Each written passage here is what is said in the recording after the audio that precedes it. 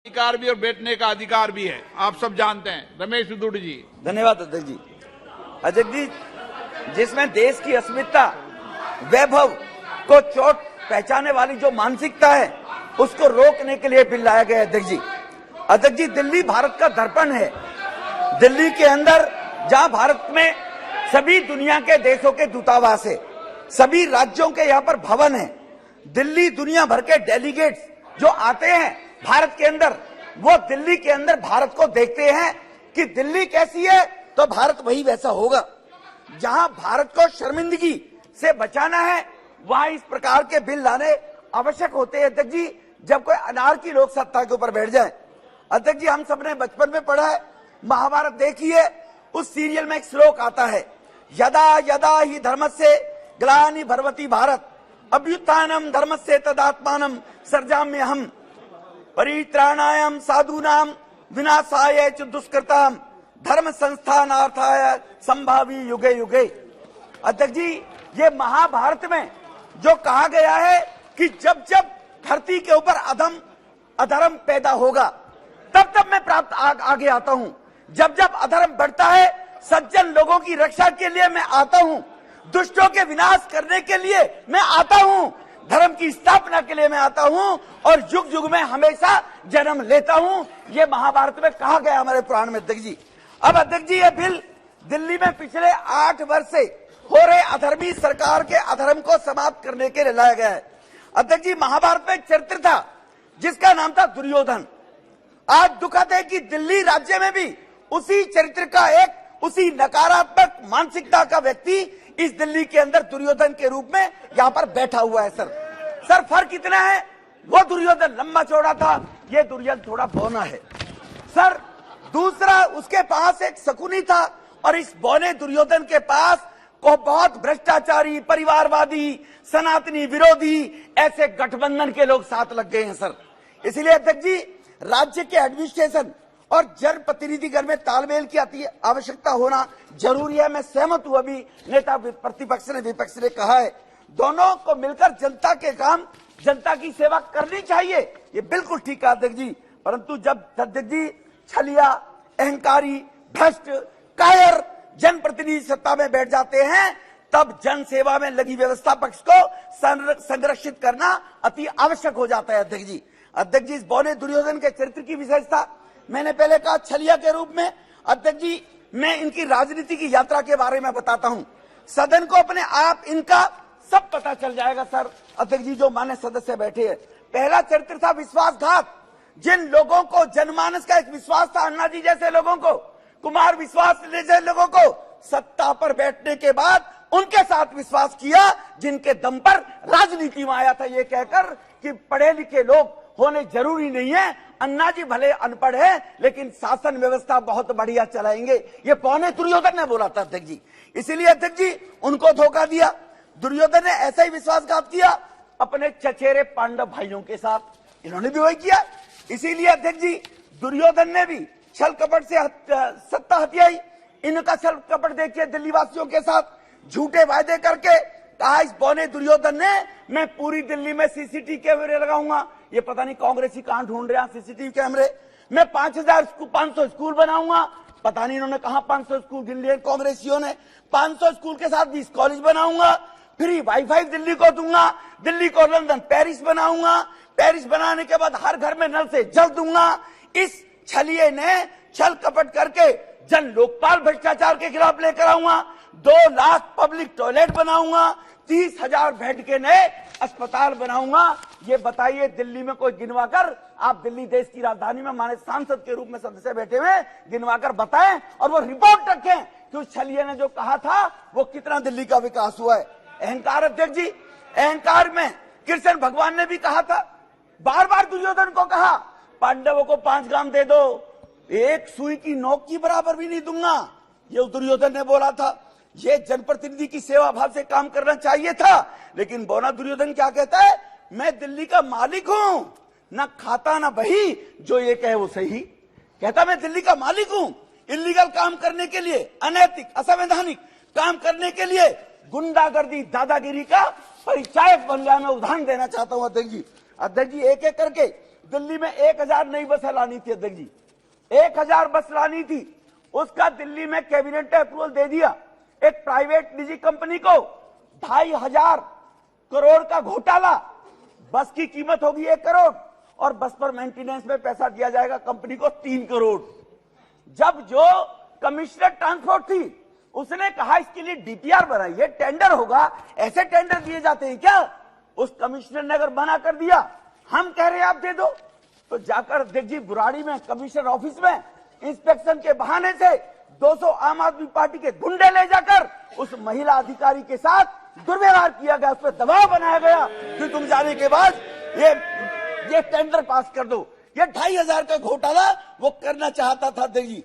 अध्यक्ष जी, दूसरा इनका चीफ सेक्रेटरी को बुलकर, अभी अधीर दादा कह रहे थे, बिल्कुल ठीक कहा, अधिकारियों के खिलाफ व्यवस्था चलाने के लोकतांत्रिक पद्धतियां होनी चाहिए, बिल्कुल ठीक कहा।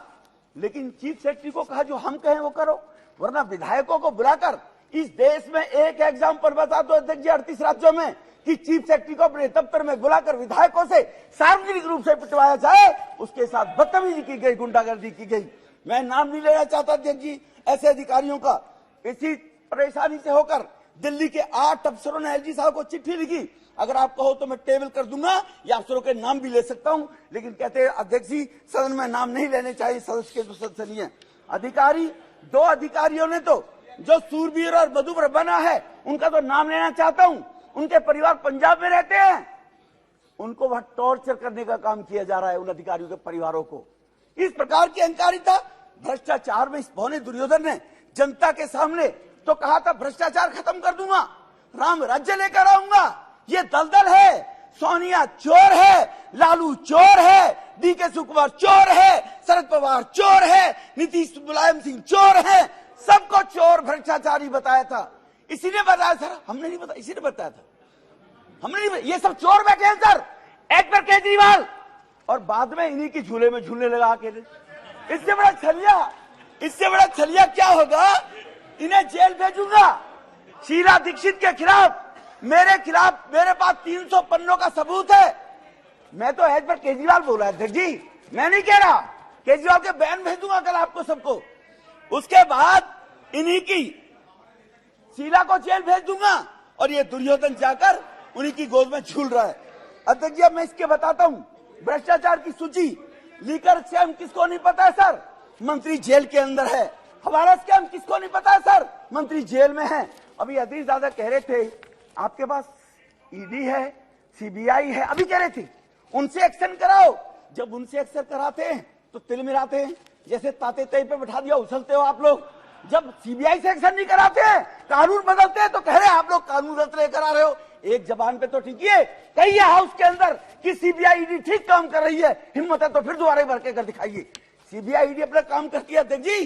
5000 लोगों के वो डाले थे सीबीआई ईडी ने सर, रेट डाली है, देश का 1.5 लाख करोड़ रुपया रिकवर किया है। ये 10 नेताओं के यहाँ डल गया तो सीबीआई गलत कर रही है, क्योंकि यूपीए के टाइम में लाखों करोड़ रुपया हजम किया हुआ है।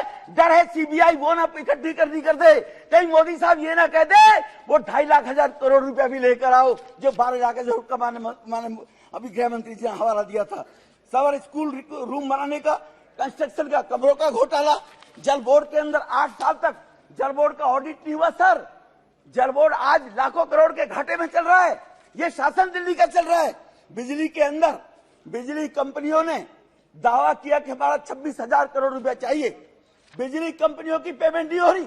मैं वकालत नहीं कर रहा कंपनियों की, वो भी लुटेरे, लेकिन इसके नीचे पहले शीला दीक्षित लुटेरी थी, अब ये बौना दुर्योधन लुटेरा आ गया। इसीलिए मैं आपको बताना चाहता हूं, उस 26,000 करोड़ की सर कर दो, स्पष्ट कर दो सर, उस 26,000 करोड़ की लेनदारी के लिए कंपनियां एप्टल कोर्ट में गई। एप्टल कोर्ट ने फेवर में दिया कंपनियों के लिए कि इसका पैसा लौटाए सरकार। 26,000 करोड़ का मतलब है सर, दिल्ली सरकार का बजट 68,000 करोड़ है, 1/3। क्या होगा जब ये छोड़कर बोला दुर्योधन भागेगा? उन कंपनियों के पैसे को कौन भगाएगा? ये कंपनी छोड़कर भाग गई, दिल्ली अंधेरे में हो जाएगी सर, कौन संभालेगा? प्राइवेट कंपनी है। तो उसके खिलाफ ये करोड़ों रुपए का वकील करके बोला दुर्योधन, करोड़ों रुपए का वकील करके सुप्रीम कोर्ट गया है एप्टल कोर्ट के खिलाफ कि डीटीसी का स्कैम आपके सामने है सर। पीडब्ल्यूडी के अंदर जो कहता था मुलायम सिंह यादव परिवारवादी है, लालू परिवारवादी है, अपने साडू को 10 करोड़ का ठेका विदाउट डीपीआर टेंडर के दिलवाया। साडू ने बेचारे ने शर्म के मारे आत्महत्या कर ली और उसका बेटा जेल गया। सर, ये शायद ये देश नहीं जानता होगा इस बात को लेकर। इसलिए सर, थैंक यू सर। इसलिए आप नेताओं के परिवार के लोगों को लालू परिवारवाद, मुलायम सिंह परिवारवाद, सोनिया जी परिवारवाद, वो सब उसी के पिछले को बने हुए सारे के सारे लोग ही। पता नहीं क्या मजबूरी है, पर कुछ तो मजबूरियां रही होंगी, यूं ही कोई बेवफा नहीं होता।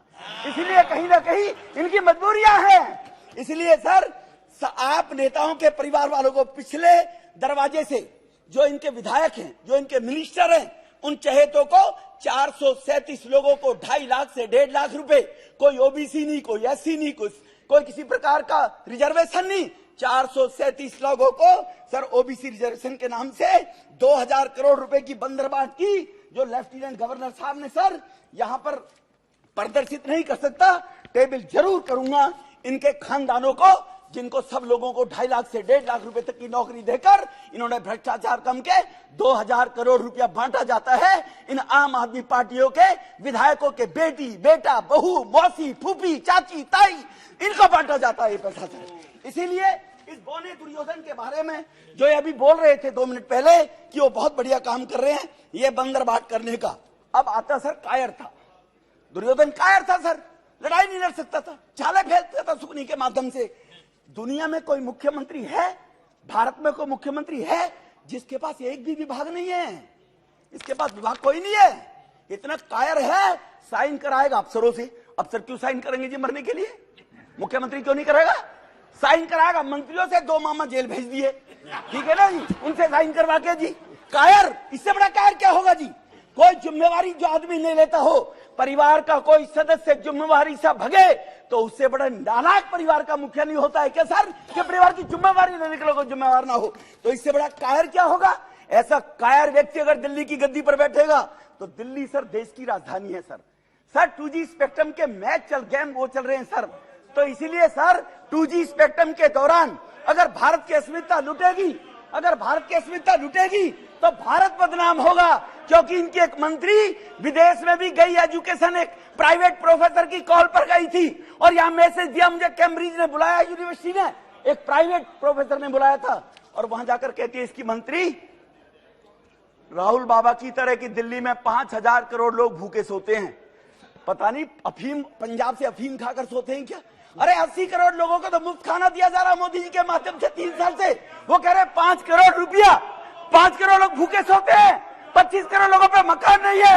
इसलिए ये भी एक रफूगर है सर, इसके भी मामा फूफी को लगा दिया होगा कहीं, इसकी भी मामा फूफी को दे दी होगी नौकरी कहीं ना कहीं ले जाकर। तो सर ये आपको अवसर मिलेगा, आपको अवसर मिलेगा तो बोलिएगा प्लीज, अभी अपनी आपको अवसर मिलेगा। नाम देता हूं सर, ऑन रिकॉर्ड में कहता हूं, नकारात्मक सोचकर शिक्षा की राजनीति करने वाला व्यक्ति। भाटी के अंदर कॉलेज खुलना था, 8 एकड़ जमीन चाहिए थी, डीएम बोलती है इनकी, डीएम बोलती है बोलो विधुड़ी से जमीन ले ले। डीएम ने कहा सर विधुड़ी अपने घर के लिए नहीं मांग रहा, दिल्ली विश्वविद्यालय का कॉलेज खुलेगा। उन्होंने मिनट्स में लिखा है सर, डीएम ने मिनट्स में लिख के चली गई कि विधुड़ी वो जमीन नहीं देने वाले हैं।